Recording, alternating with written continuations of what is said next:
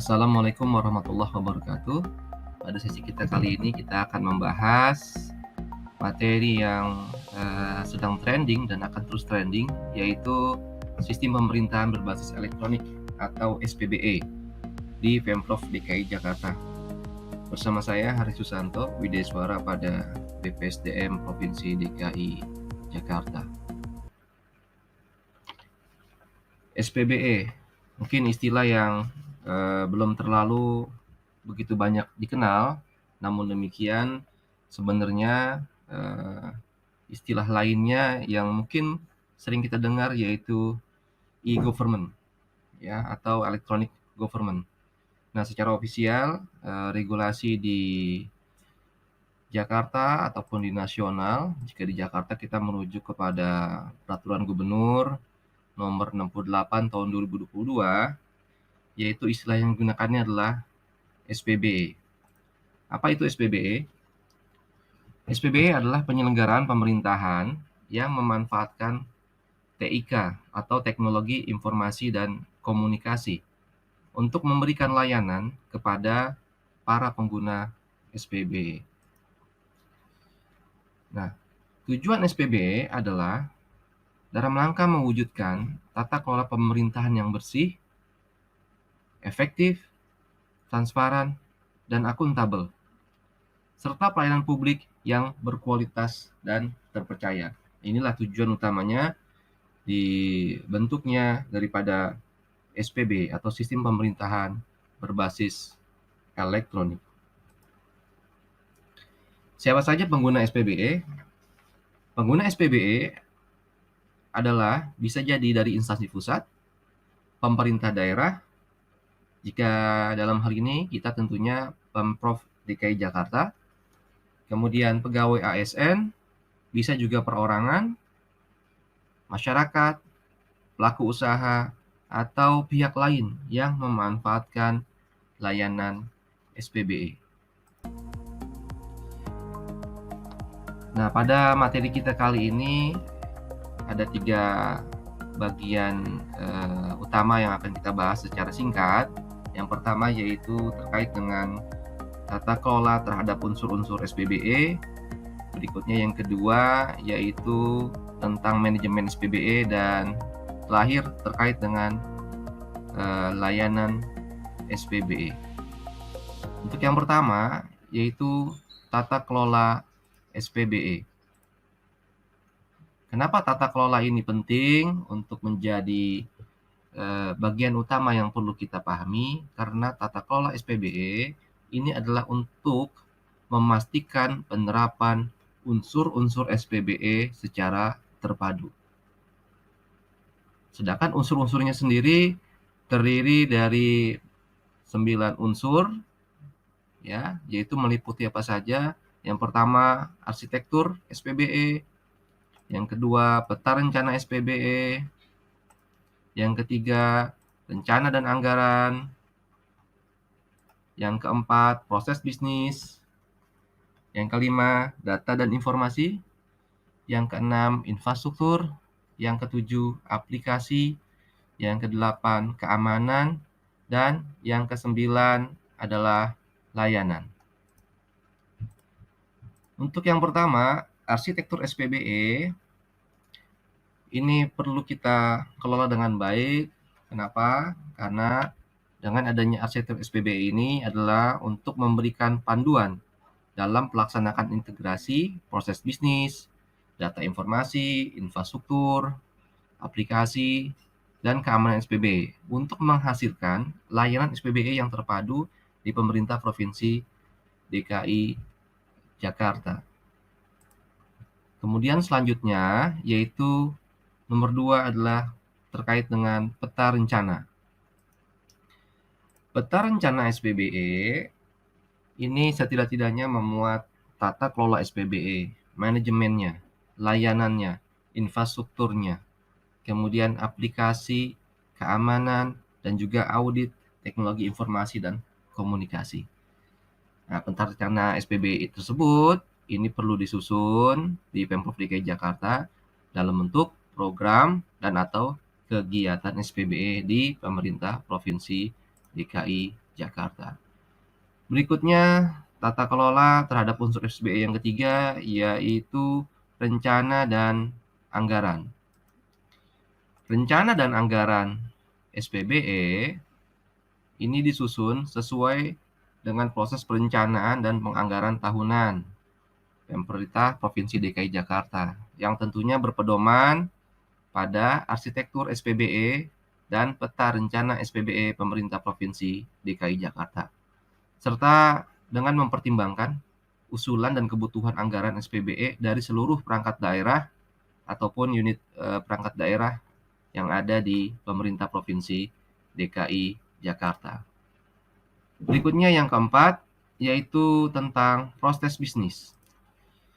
Proses bisnis, atau lebih kerennya lagi adalah bisnis proses, ini dilakukan dalam rangka memberikan pedoman dalam penggunaan data dan informasi, pembangunan, pengembangan, dan juga penerapan aplikasi SPBE, keamanan serta layanannya.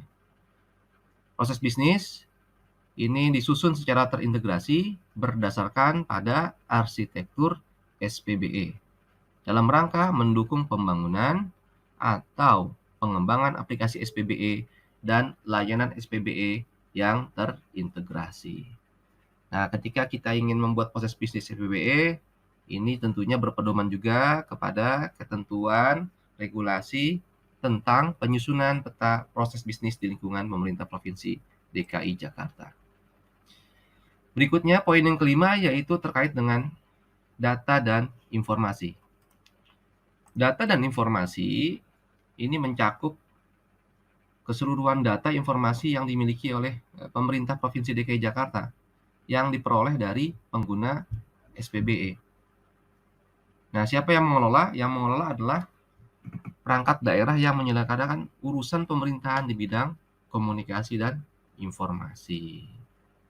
Ya, tentunya kalau di Jakarta ini adalah Dinas Komunikasi, Informasi, dan Statistik Provinsi DKI Jakarta atau Diskominfotik ya. Berikutnya poin yang keenam adalah terkait dengan infrastruktur SPBE. Apa saja cakupan daripada infrastruktur? Ada beberapa. Yang pertama yaitu jaringan intra pemerintah Pemprov DKI Jakarta, kemudian yang kedua sistem penghubung layanan pemerintah Provinsi DKI Jakarta, dan yang ketiga yaitu pusat data Pemprov DKI Jakarta. Setelah infrastruktur, poin yang ketujuh yaitu aplikasi SPBE. Aplikasi SPBE digunakan oleh perangkat daerah ya, tentunya di pemerintah Provinsi DKI Jakarta untuk memberikan layanan kepada pengguna SPBE. Aplikasi ini ada dua kategori atau dua jenis. Yang pertama adalah aplikasi umum dan yang kedua yaitu aplikasi khusus. Baik, berikutnya setelah aplikasi SPBE, kita akan meninjau bagian poin yang ke-8 dari unsur SPBE yang perlu kita kelola, yaitu keamanan.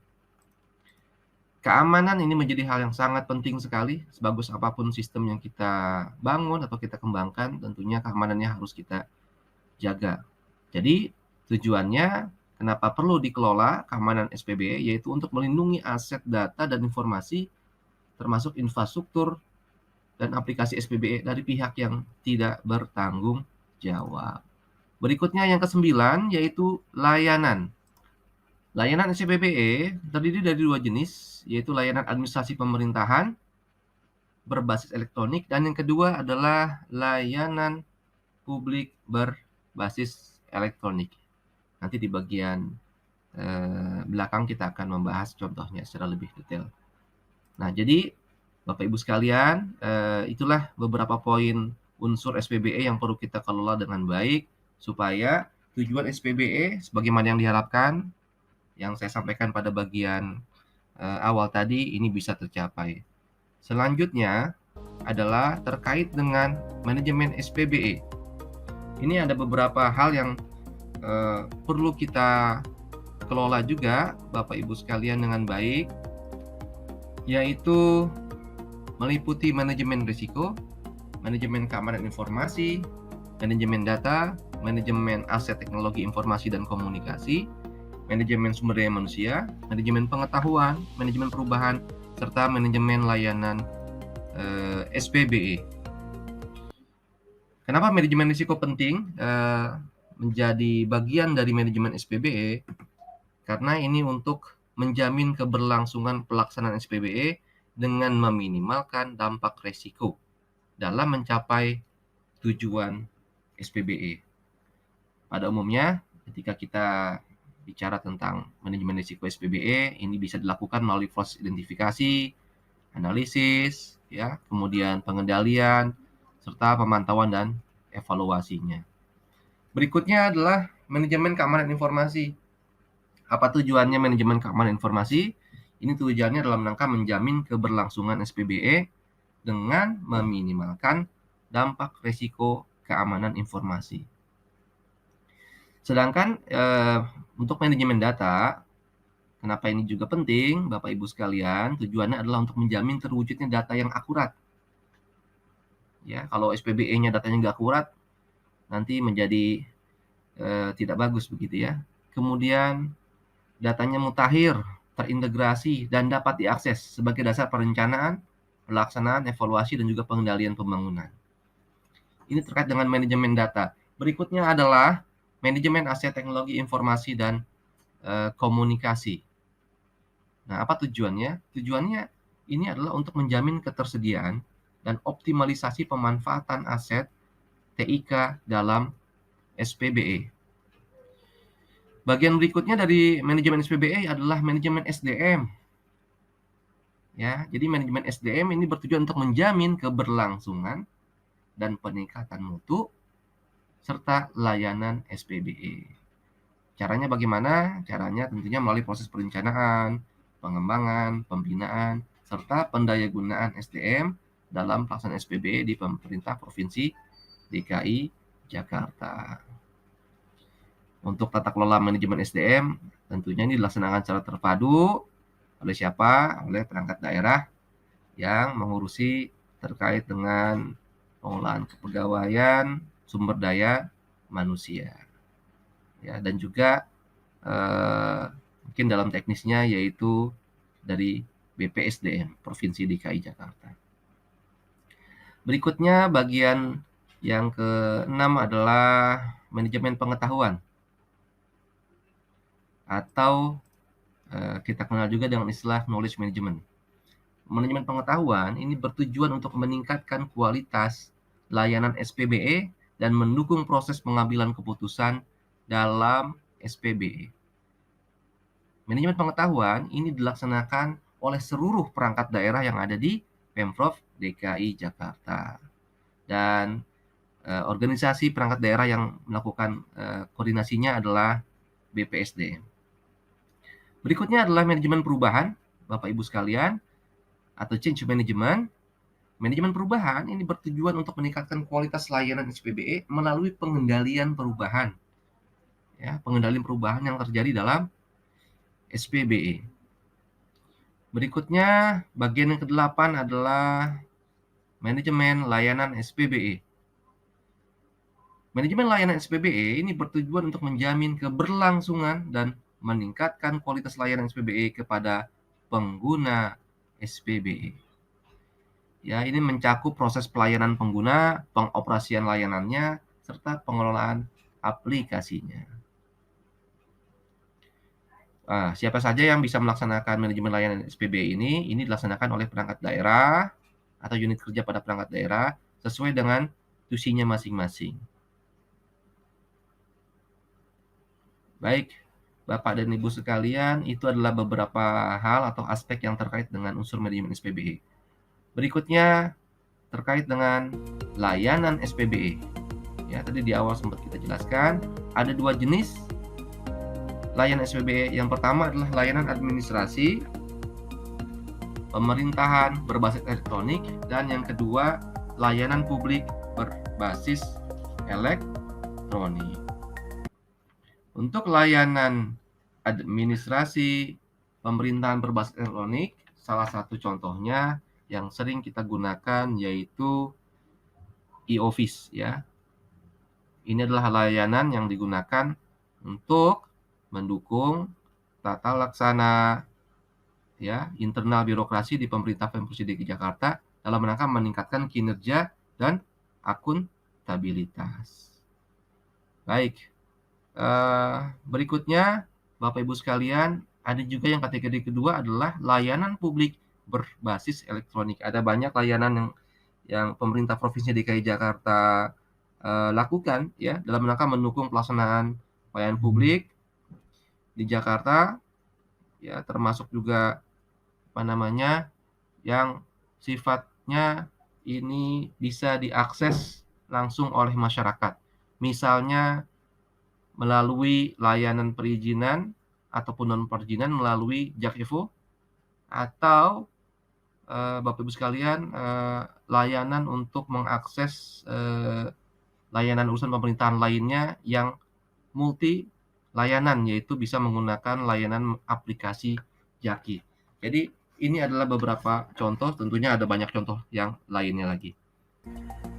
Berikutnya, teknologi yang diperlukan dalam rangka untuk mendukung SPBE di Pemprov DKI Jakarta antara lain cloud computing, misalnya mobile internet, Internet of Things, AI atau artificial intelligence, dan juga big data analytics atau teknologi-teknologi lain yang berpotensi untuk kita gunakan dan kita kembangkan dalam rangka untuk mendukung SPBE di Pemprov DKI Jakarta. Jadi Bapak Ibu sekalian, ini adalah sesi pengantar terkait dengan SPBE. Mudah-mudahan ini bisa bermanfaat untuk kita semuanya, terutama dalam rangka mendukung implementasi SPBE yang baik atau yang bagus di lingkungan Pemprov DKI Jakarta. Terima kasih. Saya Heri. Assalamualaikum warahmatullahi wabarakatuh.